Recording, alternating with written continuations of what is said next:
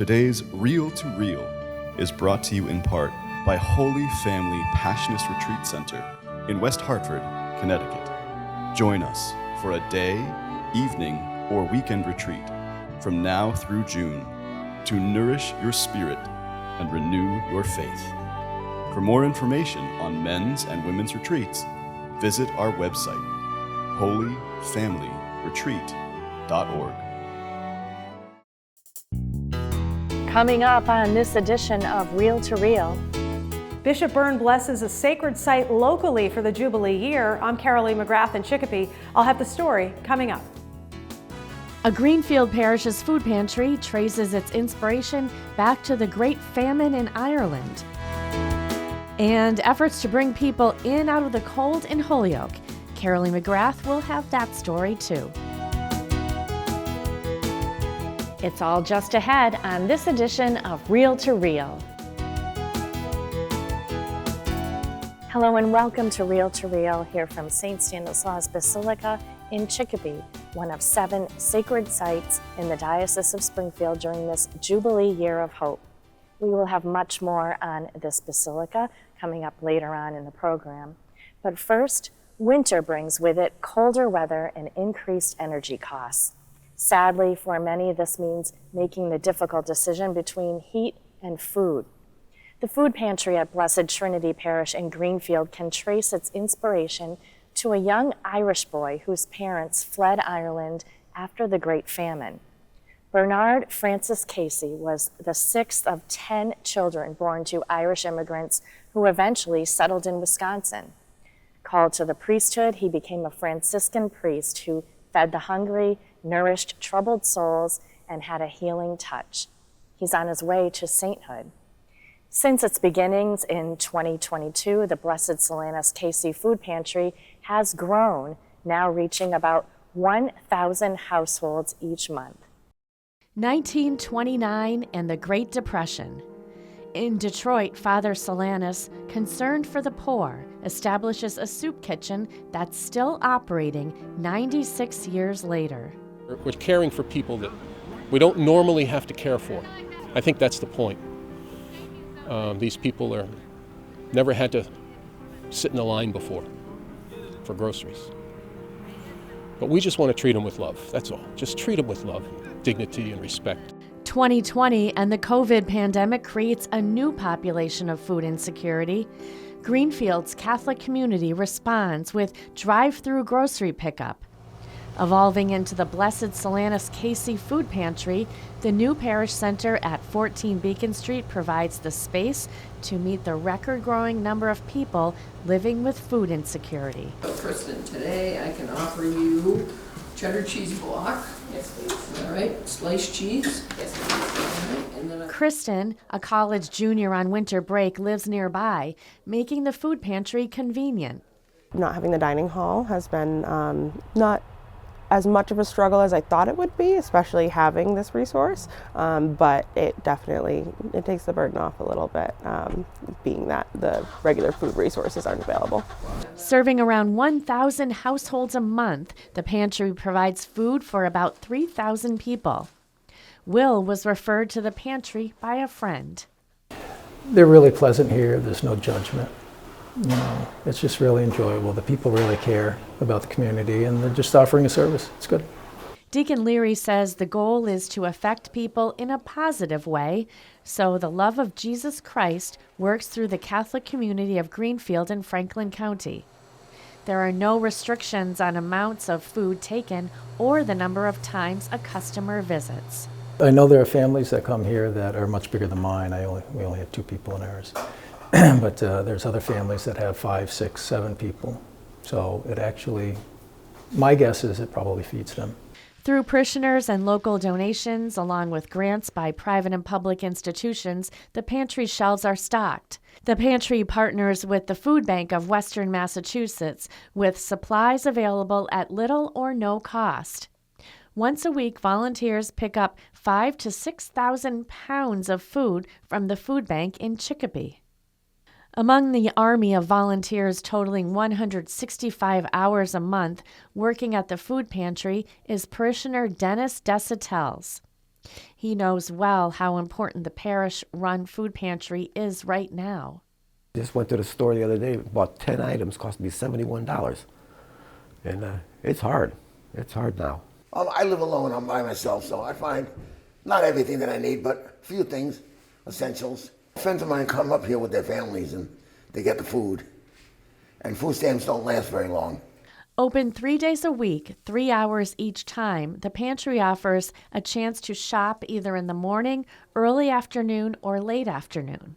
Additionally, emergency food service is available day or night, 7 days a week. Retired chef Michael Gold of Greenfield finds his visits to the food pantry are pleasant. It's the volunteers who make that happen. People here are very nice to deal with. There's certain times when they're busy. Like it's snowing today, so they wouldn't be that busy. But when the weather's nice, they usually pack pretty good. But they're very efficient and everybody gets out of here in a timely fashion. This is a ministry of mercy and love. Deacon Leary with a reminder of why that's important. I need to do what Jesus would do. I need to reach out to everyone. Not just believers, not just Catholics, not just people that think like me, not just people that look like me, not just people that believe like me. Everyone is welcome here. That goes for volunteers as well, says Deacon Leary. Truck drivers, stockers, greeters, and anyone with a special place in their heart to help a neighbor are needed to keep this mission of mercy going. From Franklin County to Hampden County, there are efforts all across the diocese to make sure that people not only have enough to eat, but also have a warm place to stay on these frigid nights. Here in Holyoke, Providence Ministries has opened up an overflow shelter. The 25-bed shelter is housed inside Providence Ministries' Loretto House Sober Living Facility on Hamilton Street in Holyoke. Kate's Kitchen is also located inside the building. We have a beautiful partnership with the city. When they have the temperatures that they feel are going to be detrimental overnight, which is typically below 10 degrees or with a wind chill of below 0, we'll open. We send out reverse calls to the unhoused. We spread word of mouth. They will come into Kate's Kitchen, which is our soup kitchen. We'll give them a nice hot meal. We'll bring them up here and let them pick a bed. We give them a hot shower, which they don't typically get in a shelter. We give them fresh clothing, snacks, whatever they need to eat to help them get through the night. Jenny Adamczyk is the executive director. She says they've already been open 2 nights recently and will open the shelter again next week. The city funds the shelter through dollars that they have through community block grants, and then we take on the responsibility of taking in our neighbors and making sure that they're safe for the night, keeping them warm. And it's a great honor to do it. We've been doing it for 3 years, and it's one of our staff's most favorite things that we do is operate shelter nights. In addition, Adamczyk says Providence Ministries has seen an increased need, with more and more people coming to Margaret's Pantry, which is across the parking lot. She says Providence is proud to be able to stand in the gap. When we see a need present, I think it's important that we always pivot to meet that need if it's within our ability and capability to do. And this was. And we feel so good about being able to give people that safe haven, even if it's just for a night, and it gives them a little bit of normalcy.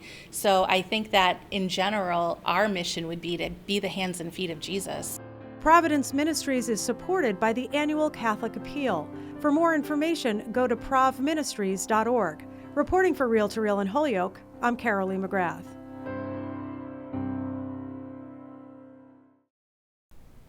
Winter certainly creates difficulty for the less fortunate in our area. And still to come on Reel to Reel, I will chat with Father Dan Pacolic, Director of Pro-Life Activities here in the Diocese of Springfield, as he shares insight into the annual Mass and March for Life coming up this week. And St. Stanislaus Basilica in Chicopee is one of 7 sacred sites in the Diocese of Springfield, designated as pilgrimage sites during this Jubilee Year of Hope. It's all still to come on Reel to Reel. Today's Reel to Reel is brought to you in part by Holy Family Passionist Retreat Center in West Hartford, Connecticut. Join us for a day, evening, or weekend retreat from now through June. to nourish your spirit and renew your faith. For more information on men's and women's retreats, visit our website, holyfamilyretreat.org. Like Catholic TV on Facebook. Once you're there, you can join in on discussions, make friends with other Catholic TV fans, watch behind-the-scenes videos from the studio, just finished this today, and stay up to date with the Catholic world. All this at facebook.com/CatholicTV.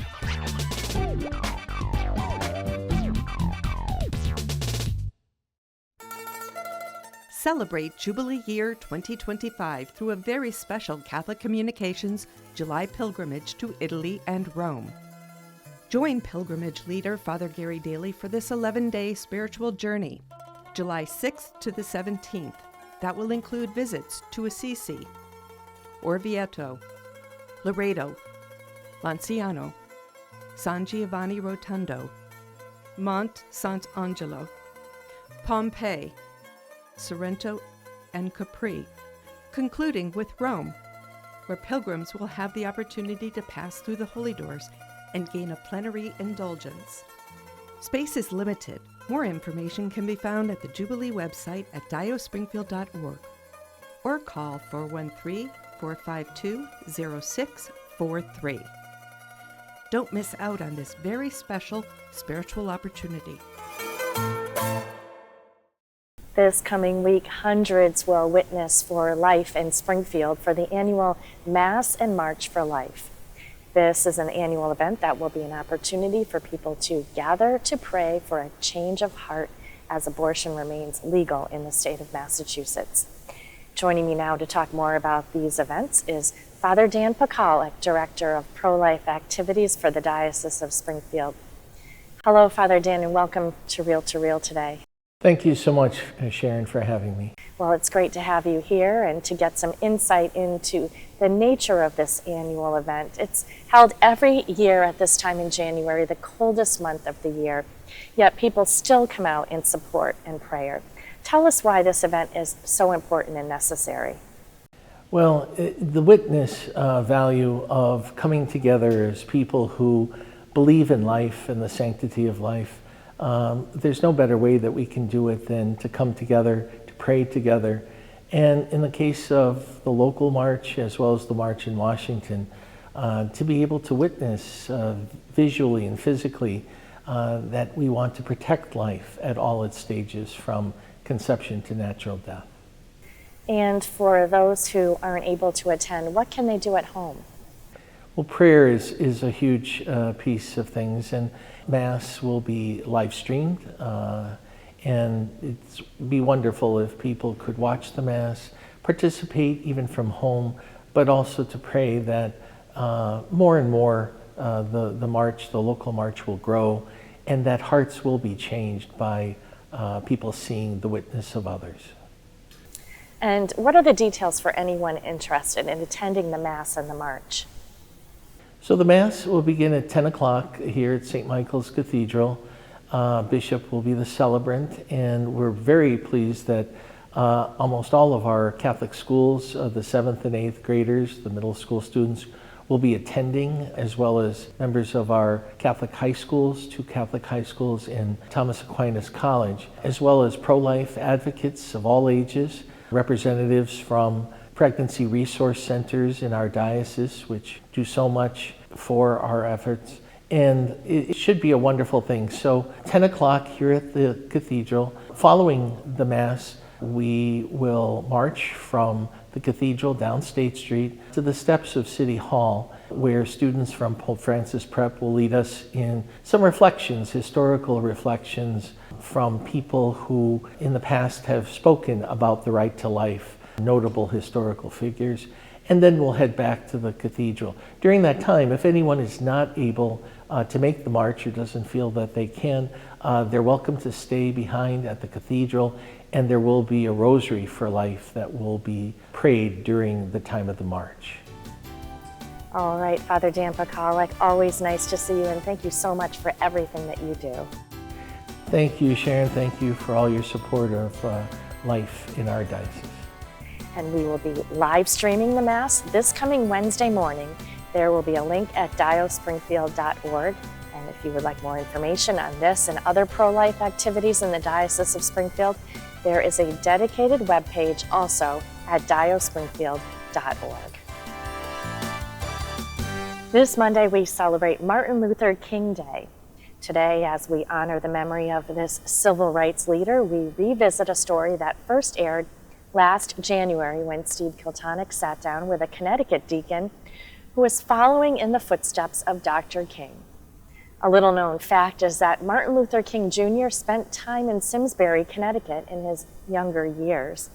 Deacon Art Miller from St. Mary Parish in Simsbury spoke with Steve about King's formative summers in Connecticut, as well as his own life journey and struggle battling racism. 14 miles west of Hartford is the town of Simsbury, Connecticut. Its quaint, charming downtown features historic homes and fine restaurants that make it a quintessential New England community, while its farms and open spaces harkens back to its agricultural roots, which includes tobacco. In the 1940s, a visitor from Georgia spent 2 summers here as a farmhand picking tobacco. The experience was life-changing for a 15-year-old freshman from Morehouse College, who became the legendary orator, Nobel Peace Prize winner, and civil rights icon Martin Luther King Jr. Art Miller has served as the deacon at St. Mary's Parish in Simsbury for the past 14 years. Deacon Miller shared his thoughts on the town's little-known connection to King and reflected on his own experience with racism growing up in Chicago. In 1944, World War II was still raging, and there was a serious labor shortage to work the tobacco fields.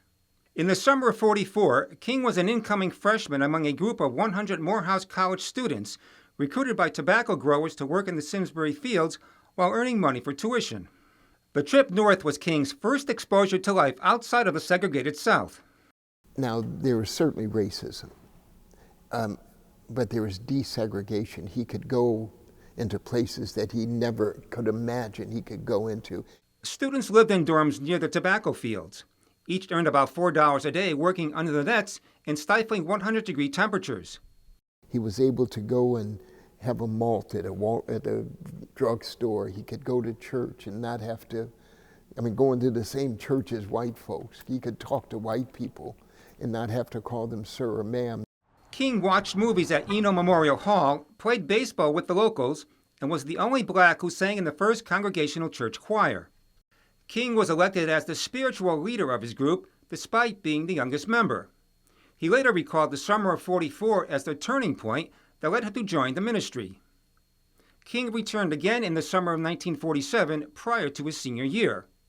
In his application to enter Crozier Theological Seminary, he wrote, I felt an inescapable urge to serve society. In short, I felt a sense of responsibility which I could not escape. Historians point to King's formative summers as making a lasting impression, which helped shape his worldview and later his chosen path as a civil rights crusader. In 2021, a memorial was dedicated to King here in front of the Simsbury Free Library. It features 5 panels, each of which commemorate a different aspect of King's life, including his pivotal summers in town. The memorial was created by Simsbury High School students to keep King's dream alive. Deacon Miller spoke at the dedication. One cannot believe what can happen if one can dream large enough. Miller's family, which has remained Catholic for generations, moved from Louisiana as part of the Great Migration. Miller lived in Chicago with his 4 siblings during the 1950s and 60s, which were pivotal years in the civil rights movement. Although Chicago wasn't the Jim Crow South, segregation was part of Miller's life. We had our own grocery stores, milk companies, ice cream companies, insurance companies. Everything we needed existed within the black community on the south side of Chicago. A turning point for Miller's neighborhood and the country occurred in 1955. A young boy I went to school with, in fact, sat next to one of my brothers in Chicago. His name was Emmett Till. 10-year-old Art was a friend of Till. He was my brother's protected. And because he was bigger, my brother was small.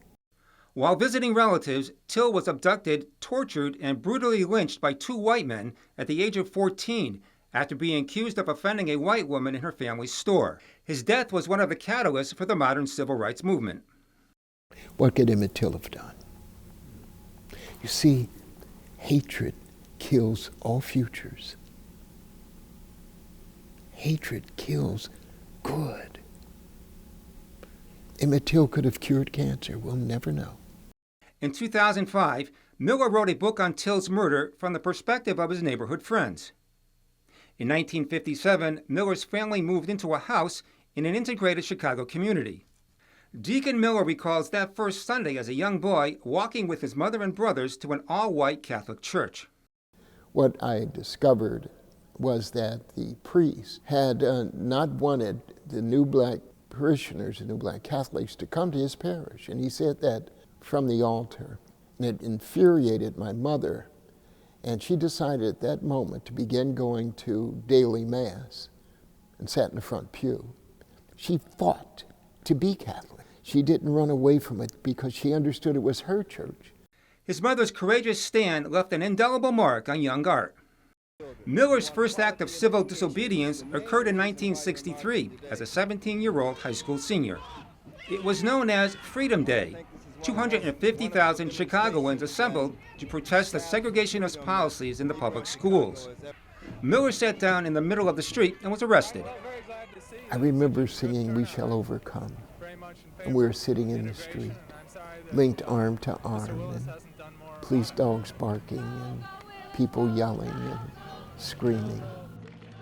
We can't be silent, because when you're silent, you're a participant in whatever was wrong. And so, my thought was, then that's the 11th commandment. Thou shalt not be a bystander. Miller says the ghost of hate always lurks in the shadows. Now, in the church and in the community, I'm safe, I'm comfortable. I'm no longer the black deacon, I'm the deacon. But when I walk out of here, I'm the black deacon or the black man. There is this ghost that always speaks to me, be careful, be careful, be careful. And every black person in America thinks the same thing. Deacon Miller is a nationally known preacher who brings his own personal life stories of racism to public forums, universities, and St. Michael's Cathedral, shown here in 2022. A day before Martin Luther King's holiday, Deacon Miller's inspirational homily echoed the civil rights leader's vision. But that bullet could not stop the beauty of his vision. His vision of peace and hope remains. You see, hope can never die.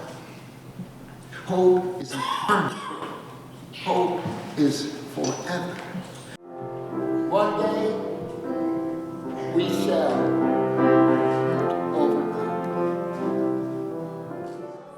Deacon Art Miller vows to continue fighting for equality and justice until Martin Luther King's dream is fulfilled.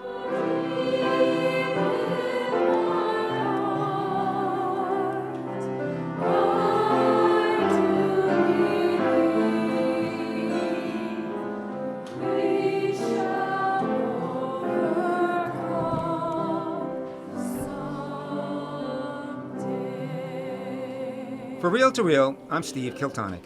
Amen. As I mentioned at the beginning of the program, our host location today, St. Stanislaus Basilica in Chicopee, is one of the 7 sacred sites in the Diocese of Springfield designated as a pilgrimage site during this Jubilee Year of Hope. Back on the Feast of the Epiphany, Bishop William Burns celebrated a Mass here to begin the Jubilee Year celebration at this beautiful basilica. Caroline McGrath was there and shares with us now this joyous occasion. And so we pray in the name of the Father, and of the Son, and of the Holy Spirit. Amen. Peace be with you. Bishop William Burns celebrated the 11 a.m. Mass at St. Stanislaus Bishop and Martyr Basilica on the Feast of the Epiphany. He began by blessing the church doors. The Basilica is one of 7 designated churches in the Diocese of Springfield that will be a pilgrimage site during Jubilee 2025, which is entitled Pilgrims of Hope. On Christmas Eve, Pope Francis kicked off the celebration by opening the holy doors at St. Peter's Basilica at the Vatican. The Pope has called us a Jubilee of Hope. Hope is not just wanting the Patriots to win or the Red Sox to do well. Hope is something much deeper. It's a gift that was given to us in our baptism. Faith, hope, and love. It is a divine gift which each of us have received. Other holy doors were opened at the Rome basilicas of St. John Lateran, St. Mary Major, and St. Paul outside the walls. These basilicas and local churches are designated places where pilgrims will receive an indulgence after receiving Holy Communion, going to confession, and praying for the Pope's intentions. The other local sacred sites are St. Michael's Cathedral in Springfield, the Dominican Nuns Adoration Chapel in West Springfield, the National Shrine of the Divine Mercy in Stockbridge, Our Mother of Perpetual Help Chapel at Thomas Aquinas College in Northfield, the Monastery Chapel at the Sisters of Visitation in Tyringham, and the Newman Catholic Center at UMass in Amherst. Father Brad Molunsky, a conventual Franciscan, is the pastor of St. Stan's. Well, I think it's a great honor for St. Stan's. I think that because we're the only basilica in the diocese, I was very grateful when Bishop Byrne called to ask me. He asked me permission if it was all right to do it. I said, absolutely, it's all right to do it. So we already are, as a basilica, known, I think, throughout the diocese and beyond as a place, especially for confession, for adoration. So it really is kind of a natural thing for us to do, to be a place of welcoming for this Jubilee year. St. Stanislaus Basilica has confession Monday through Saturday and adoration every morning, Monday through Friday. In addition, Father Molunsky said he's planning additional events for the Holy Year, including Basilica tours. But I think the whole notion of pilgrimage, we have to take pilgrimages in our life, and I just wrote in my column this weekend that the most challenging pilgrimage is the one inside, right? So, but we need external beauty and a place to help us take that inner pilgrimage. So I think that very much the Basilica and all the places that have been chosen this year as sites for the Jubilee year provide that environment where people can take that most important pilgrimage and through their heart to God. Bishop Byrne has a challenge for us in this Jubilee year. It's called Walk with One. Essentially, it's about evangelization and about asking a friend or a family member who has been away from the church to come back. We have so many of our family and friends, neighbors that have not come home, especially after COVID, or maybe haven't been back in a while. And if we could each just bring one person back, we would double the numbers, and everything else blessings would flow. Several events are planned for the Jubilee year. To see a full listing, go to diospringfield.org. Reporting for Reel to Reel in Chicopee, I'm Carol Lee McGrath. We will be visiting all of the pilgrimage sites over the coming weeks, so be sure to tune in as we travel throughout this Jubilee Year of Hope. And if you are interested in going on our Catholic Communications pilgrimage to Rome and Italy with Father Gary Daly this July, we have an informational meeting on January 23rd at 6 o'clock at the Bishop Marshall Center at St. Michael's Cathedral in Springfield. We also have more information on this and a number of other Jubilee pilgrimages at diospringfield.org/Jubilee. And for this week, that's Reel to Reel. Thanks to Father Brad Molunsky and all of the staff here at St. Stan's for hosting our visit today. And be sure to follow the latest news of the Catholic Church both here in Western Massachusetts and around the world on our news and information website, iobserve.org. There you will find articles prepared by our Catholic Communications reporting team and our partners at Our Sunday Visitor. That's iobserve.org. We are also on Facebook, so follow us there at Catholic Communications. I will see you at this same time next week for another edition of Reel to Reel, your window on the world around you. Have a great week. Reel to Reel is a production of the Catholic Communications Corporation, funded in part by the annual Catholic Appeal, and the support of you, our faithful viewers.